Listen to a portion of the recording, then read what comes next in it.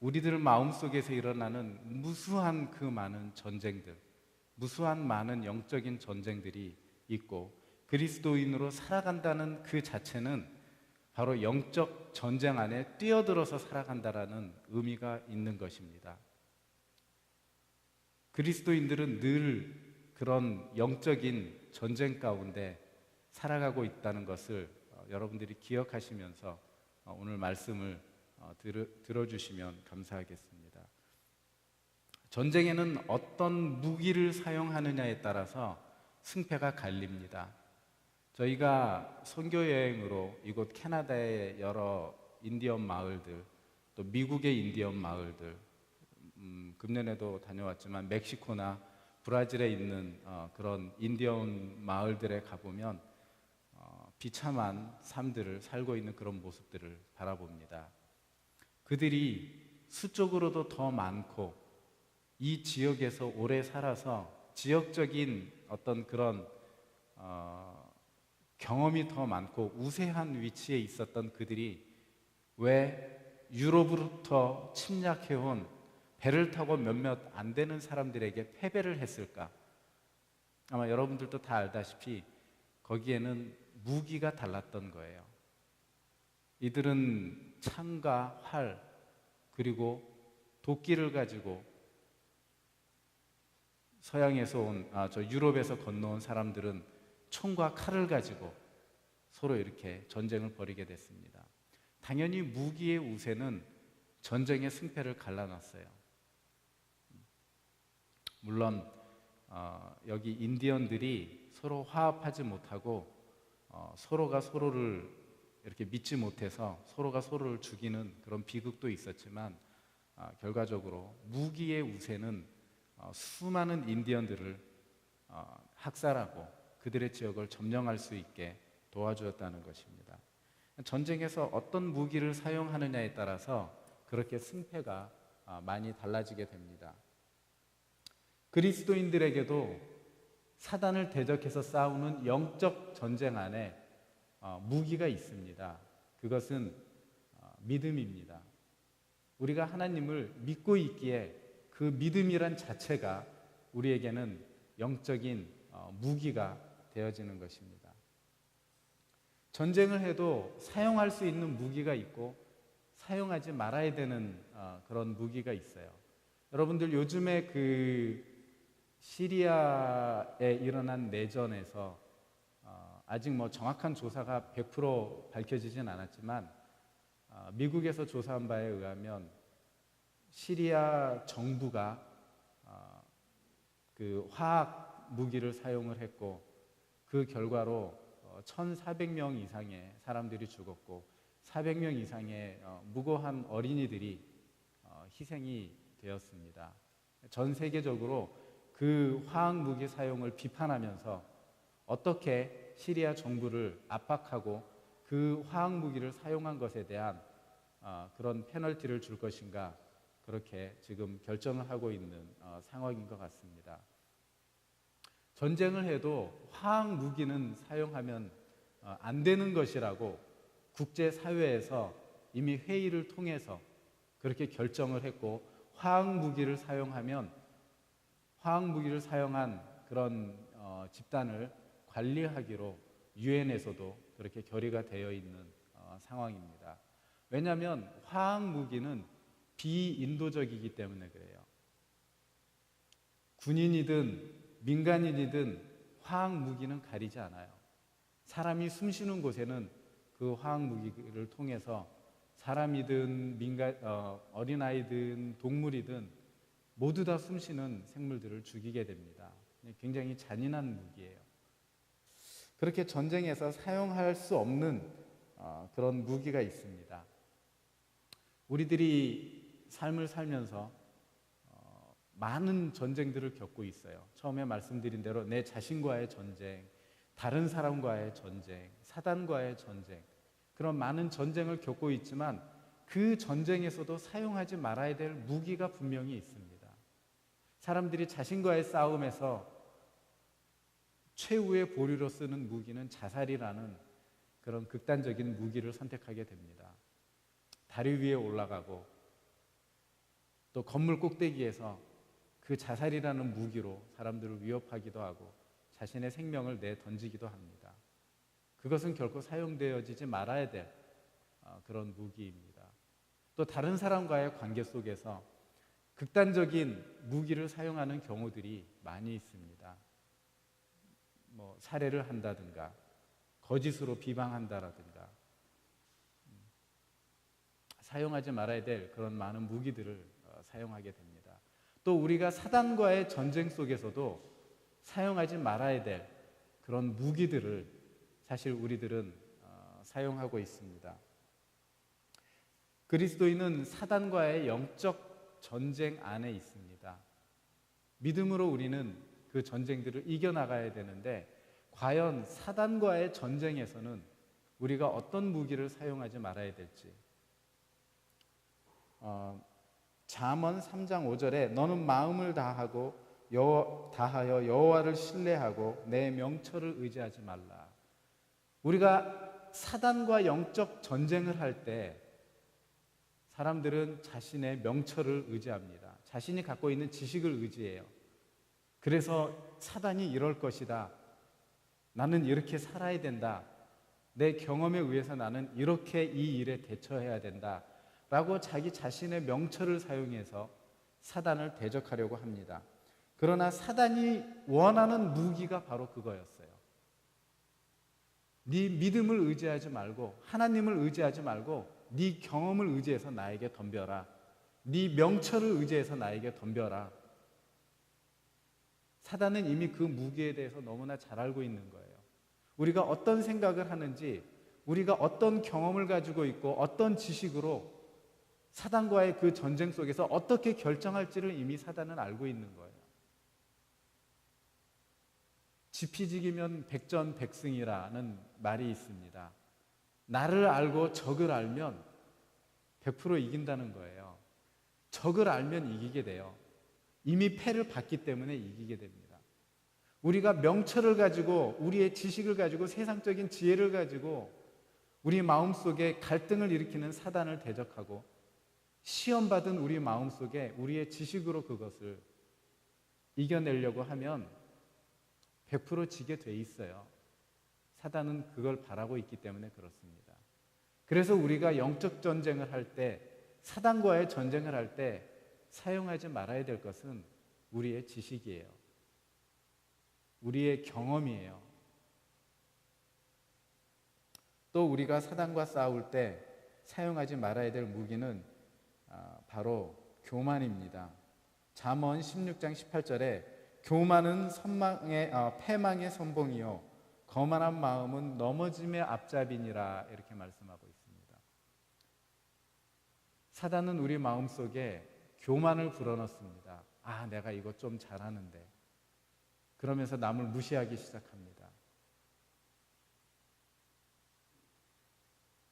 교만한 마음을 집어넣어서 하나님을 의지하도록 만들지 않아요. 자기 자신을 의지하도록 만듭니다. 그리고 또 의지해야 할 사람을 의지하게 만들어요. 나에게는 이런 부모님이 있어. 나에게는 이런 재정이 있어. 나에게는 이런 능력이 있어. 그렇기 때문에 그것으로 한번 잘 해보려고 하고 사단을 이겨보려고 합니다. 마음속에 일어나는 갈등을 자랑과 교만으로 해결하려고 해요. 그러나 그것 또한 역시 우리가 영적 전쟁을 사단과 할 때 사용하지 말아야 될 그런 무기입니다. 우리가 사용해야 될 무기는 하나님을 믿고 하나님 앞에 나아가는 그런 겸손함이 우리들에게 필요한 것이에요. 다윗이 골리앗을 쓰러뜨릴 때 그는 돌팔매질을 아주 잘하는 그런 청년이었어요. 평소에 훈련이 잘 돼 있었어요. 양치기를 하면서 가장 자신 있는 무기가 어쩌면 돌팔매질이었을지 모릅니다.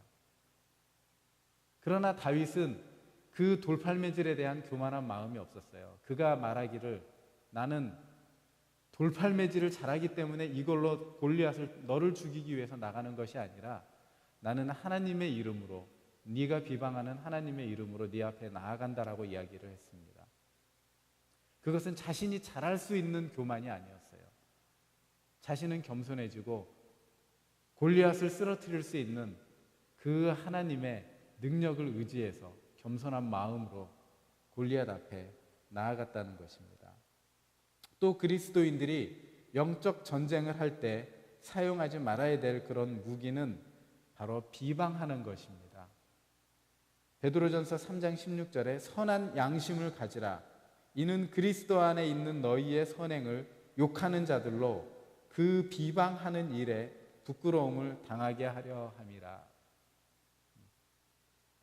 우리가 어떤 마음속에 갈등을 겪을 때 우리가 쉽게 할 수 있는 것은 남을 비방함으로 내가 높아지고 남을 비방함으로 내가 위로를 받습니다. 남과 비교함을 통해서 내가 안정감을 찾는 것이 사람의 속성인 것 같아요. 특히나 한국 사람들이 그런 면이 더 있죠. 한국 부모님들, 우리 아이가 공부를 잘하는 것에 관심이 있는 것보다는 우리 아이가 저 아이보다 더 잘하는지, 우리 아이가 저 아이보다 더 못하는지에 관심이 있어요. 그래서 한국은 등수를 매깁니다. 등수를 매겨야 기준이 머릿속에 잡혀요. 외국 분들은 좀 안 그렇더라고요. 남이 잘하든 못하든 우리 아이가 기준인데 한국 사람들은 조금 더 그 비교하는 그런 습성이 있어요. 특히나 그렇기 때문에 어쩌면 우리 한국 민족에게는 이 사단이 더 그 방면으로 우리의 마음을 더 흔들지 몰라요. 남이 잘하는 것을 보면서 속상하게 만듭니다. 남이 자랑할 때 나는 자랑할 것이 없을 때 왠지 내가 수그러지게 되고, 남보다 내가 조금 더 나으면 교만해져서 또 남이 잘못하는 것을 하나 보게 되면 그것을 다른 사람과 손가락질하면서 막 비방을 해야 마음이 좀 편해지는 것, 안정감을 얻는 것. 어쩌면 사단은 그것을 더 많이 우리 한국 사람에게는 이용하는지 몰라요. 한국의 정치를 봐도 그렇잖아요. 누가 잘했느니 못했느니를 따지기 이전에 잘못한 것을 항상 상대방의 잘못한 것을 앞세워서 서로 손가락질하기에 급급합니다. 자신이 잘한 것을 잘 드러내고 자신이 못한 것을 겸손하게 내려놓는 그런 마음이 어쩌면 우리 한국 사람에게 더 필요할지 몰라요. 우리의 마음에 갈등이 있을 때, 우리가 다른 사람과 갈등이 있을 때 정말 주의해야 될 것, 사용하지 말아야 될 것은 그 사람을 향해서 우리가 손가락을 뻗는 것을 하지 말아야 됩니다. 그건 하나의 사단이 좋아하는 무기예요.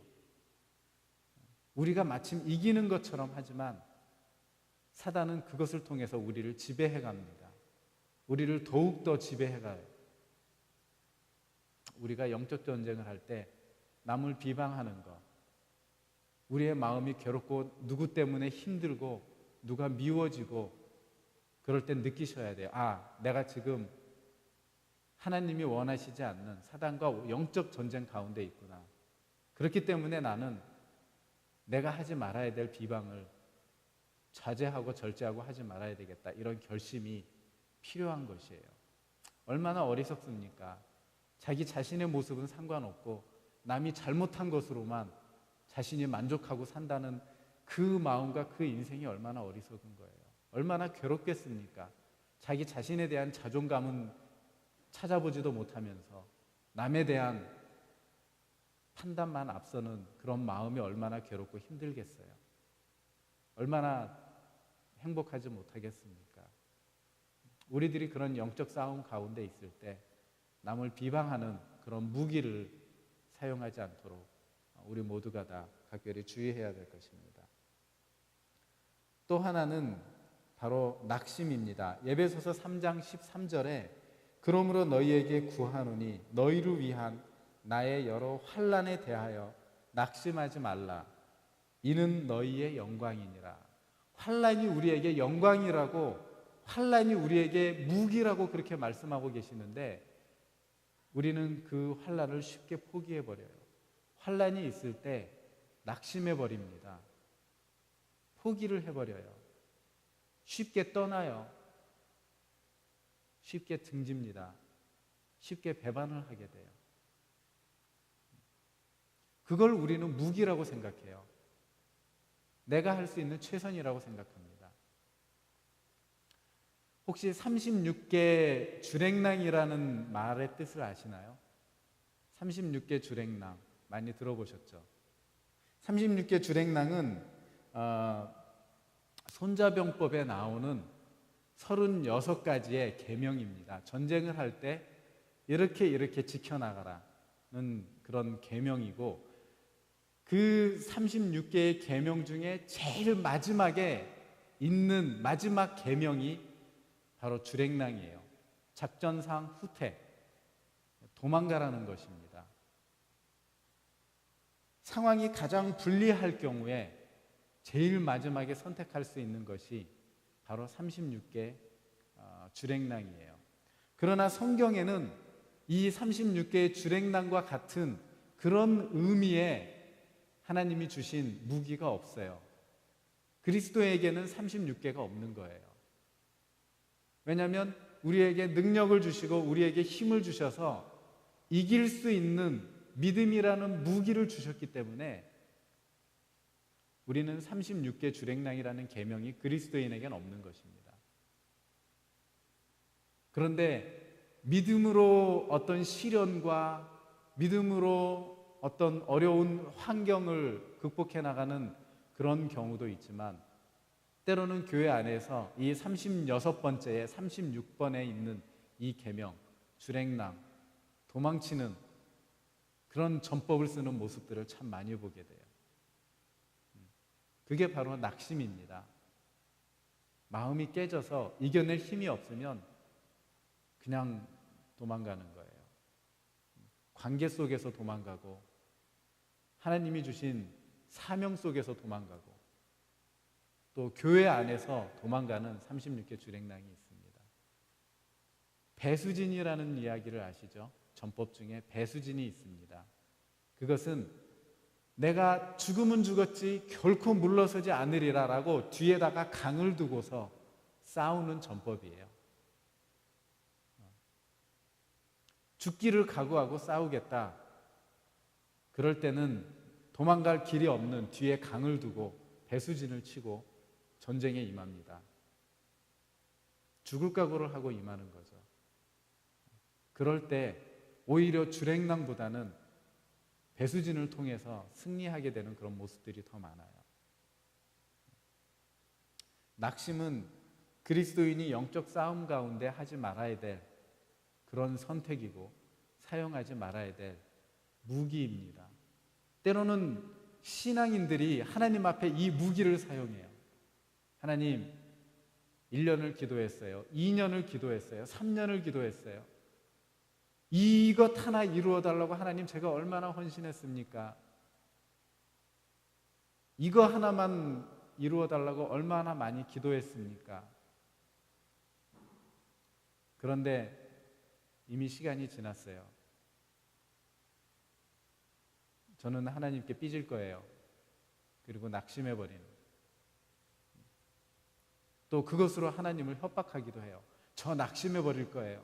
하나님 이때까지입니다. 이때까지 안 해주시면 저 사역 못해요. 뭐 이런 낙심을 무기로 삼는 하나님 앞에서 그런 어리석은 생각들이 우리의 영적 전쟁 가운데 분명히 있습니다. 그 외에도 성경은 우리가 영적 전쟁 가운데 놓여 있을 때 선택하지 말아야 될 우리들의 어리석은 무기에 대해서 많은 말씀을 하고 계십니다. 우리는 그런 영적 전쟁에서 선택하지 말아야 될 무기를 선택하는 대신에 믿음을 선택해야 됩니다. 믿음으로 이겨나가야 돼요. 믿음으로 우리의 지식을 이겨나가야 돼요. 그런데 믿음이 부족하면 우리 지식이 우리의 믿음을 덮어버려요. 아, 내가 이런 경험이 있었지, 내가 이렇게 배웠지, 이렇게 하는 게 사회 도리에 맞지, 내 지식이 내 믿음을 눌러버립니다. 믿음은 어느 순간 던져버리고 내가 기준이 되고 내가 중심이 돼서 믿음을 끌고 나가려고 해요. 그건 결코 믿음이 이기는 삶이 되지 못합니다. 우리의 모든 그런 영적 전쟁 가운데에서 우리는 하나님을 앞에 내세울 수 있어야 돼요. 하나님의 이름을 한 번 더 부를 수 있어야 돼요. 아말렉과 전쟁을 할 때 모세가 여호수아에게 명령합니다. 너는 나가서 싸워라. 나는 산에 올라가서, 모리아 산에 올라가서 손을 들고 너를 위해서 기도하겠다. 여호수아는 나아가서 아말렉과 싸웁니다. 모세는 산꼭대기에 올라가서 지팡이를 들고 영적 전쟁을 합니다. 손을 들고 기도할 때마다 여호수아가 아말렉을 쳐서 이겼어요. 그러나 피곤해서 손이 내려올 때는 반대로 아말렉이 승리하는 그런 모습들이 있습니다.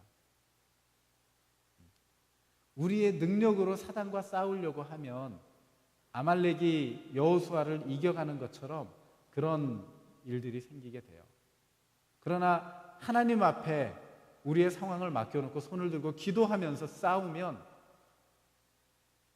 때로는 그것이 내가 갖고 있는 지식과 다르고 경험과 다르지만 손을 들고 있는 것이 전쟁에 무슨 영향을 미칠 것인가라고 생각할 수 있겠지만 그 기도는 하나님의 능력을 전쟁 가운데 이루시는 그런 힘이 되는 것이고 그런 무기가 되는 것이에요. 그렇게 기도할 수 있는 마음이, 그렇게 기도할 수 있는 능력이 바로 믿음입니다. 믿음이 없이 어떻게 하나님 앞에 기도를 하겠습니까?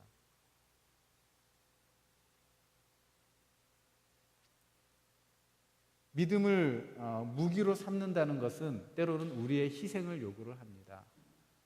여러분들 두려워서 믿음을 무기로 사용하지 못할 때 한번 스스로 이렇게 마음속에 확인을 해보세요. 두렵습니다. 왜냐하면 믿음을 무기로 사용하면 내가 많은 것을 희생해야 되기 때문에 그래요. 전쟁에서 많은 병사들은 희생을 합니다. 민족을 위해서 전쟁터에 나가서 총알이 빗발치는 앞에서 활과 창이 날아다니는 그런 칼이 날아다니는 그런 전쟁터에서 그들은 희생을 당합니다. 그러나 그 희생을 통해서 전쟁에서 승리할 수 있는 것입니다.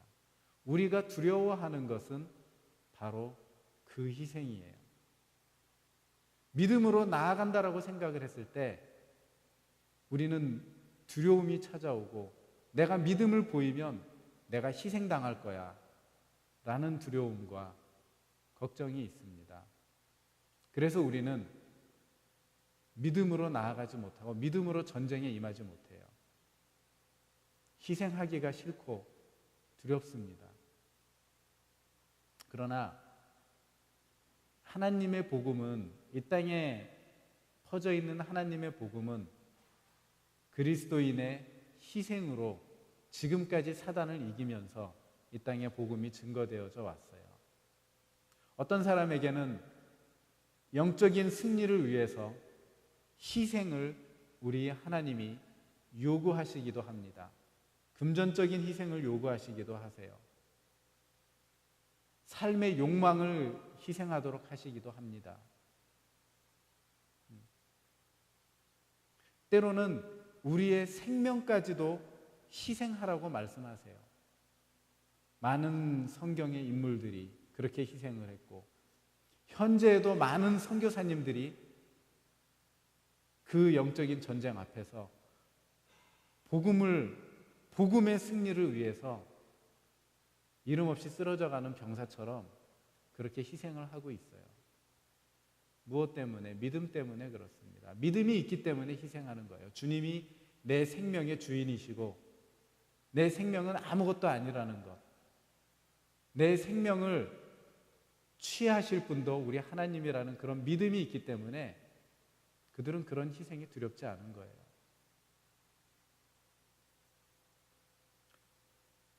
조선에 왜군이 침략해 올 때 많은 의병들이 일어났습니다. 자발적으로 일어났어요. 왜 일어났겠습니까? 목숨이 아까운 그들이 왜 훈련받지 못한 그들이 죽을 걸 알면서도 왜 스스로 의병이 되어서 왜군들 앞에 서서 목숨을 잃어갔겠습니까? 그들에게는 지킬 것이 있었기 때문에 그래요.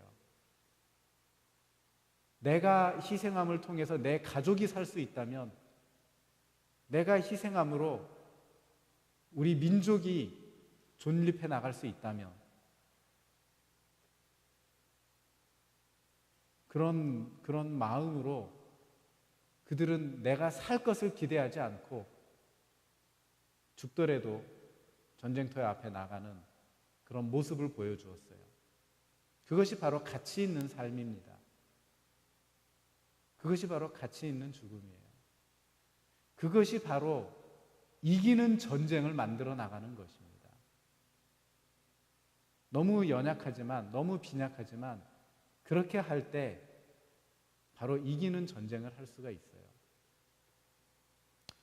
우리들이 믿음으로 우리의 개인적인 문제를 이겨나갈 때, 믿음으로 성도와 성도 간의 관계를 이겨나갈 때, 그것은 내 개인적인 승리가 아니에요. 여러분들이 개인적인 갈등을 믿음으로 잘 이겨나가고 믿음이 성장하고 성도 간에 생기는 그 갈등을 믿음으로 이겨나가면 내가 성숙하고 우리 가정이 행복하게 세워집니다. 교회가 든든해져요.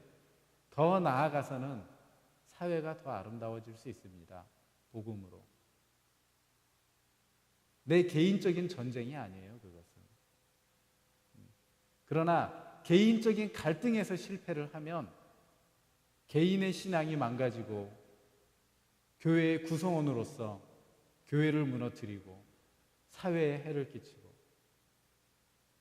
가정의 불화를 만들어 나가는 그런 많은 문제들이 발생하게 됩니다. 우리는 우리의 모든 영적인 싸움에서 분명히 이겨야만 돼요.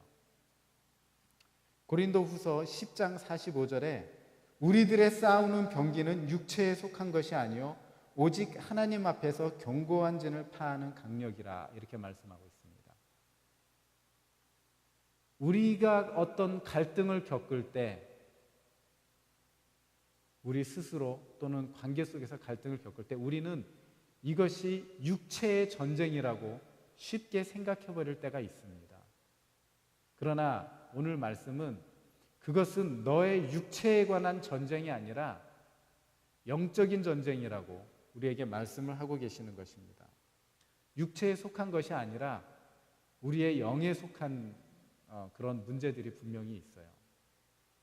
신앙을 위해서 여러분들이 갈등을 겪습니다. 예배 참석 때문에 갈등을 겪습니다. 헌신과 봉사 때문에 갈등을 겪습니다. 그러면서 그것을 육체로 그냥 치부해버려요. 아, 저 사람 때문에 내가 지금 갈등을 겪는 거야. 아, 교회의 이 계획 때문에 내가 갈등을 겪는 거야. 아, 내가 부족해서 이 갈등을 겪는 거야. 그러니까 이 육체적인 관계만 끊으면 돼. 육체적으로 싸우려고 그럽니다. 성도와 싸우려고 그래요. 그러나 그것은 육체의 싸움이 아니에요. 우리 눈에 보이는 그런 싸움이 아니라 그것은 우리 마음속에 갈등을 일으키고 우리를 실패로 몰아가는 사단이 주는 그런 싸움이라고 이 고린도후서 10장에서는 그렇게 말씀하고 계십니다. 꼭 기억하십시오. 우리가 갖고 있는 그런 싸움들, 그것은 영적인 싸움입니다. 육적인 싸움이 아니에요.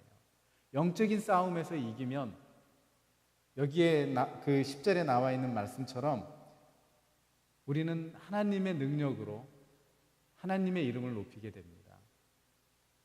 영적인 싸움에서 이기면 우리는 사람을 사랑할 수 있게 돼요. 영적인 싸움에서 이기면 우리는 사람을 용납하게 됩니다. 영적인 싸움에서 이기면 우리에게 오는 환난이 축복인 것이 보여요. 영적인 싸움에서 이기면 내가 때로는 가난해도 그것이 나에게 행복이고 가치 있는 삶을 살게 하는 것이라는 것을 깨닫게 되는 것이에요. 그러나 우리가 우리에게 당하는 모든 일들 가운데 그렇게 느끼지 못하는 것은 우리는 늘 사단의 통제 아래에서 가난을 불행이라고 생각하게 되고 관계를 불편이라고 생각하게 되고 어떤 갈등을 시험과 환난이라고 생각하게 되는 것입니다. 그것은 우리가 영적인 싸움에서 늘 패배하고 있기 때문에 그래요. 사람을 바라보지 마십시오. 갈등이 생길 때 사람을 바라보지 마시고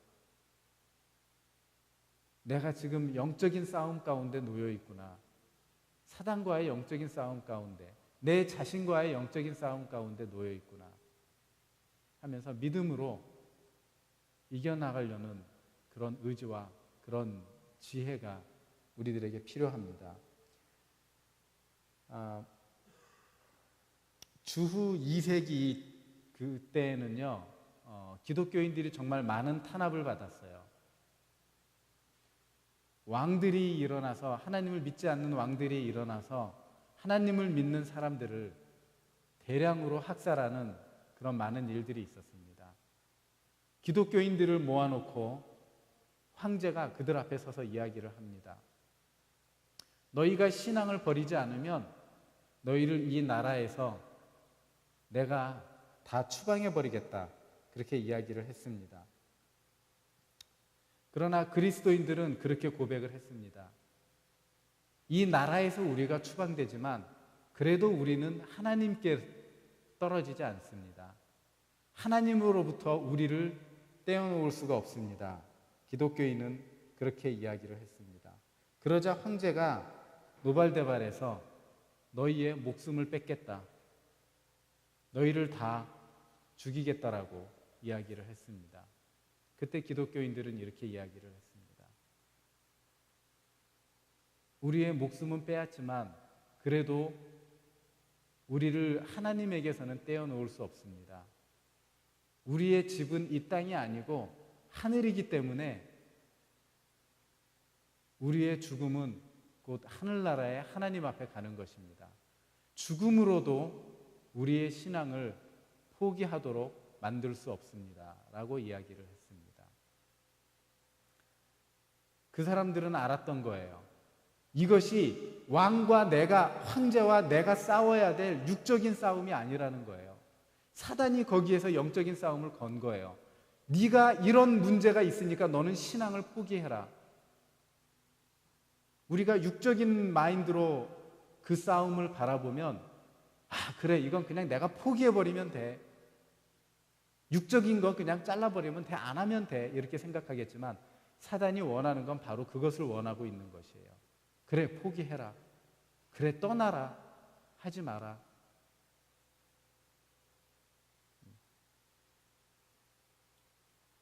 우리의 싸움은 육적인 싸움이 분명히 아닌 것입니다. 우리의 싸움은 영적인 것입니다.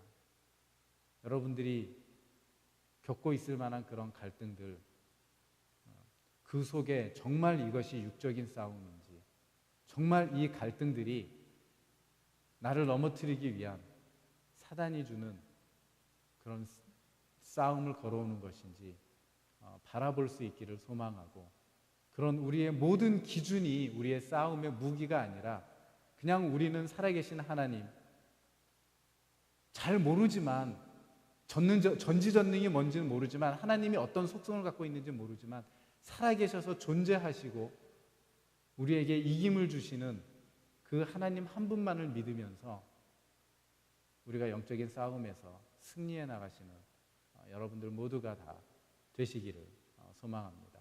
우리 기도하겠습니다.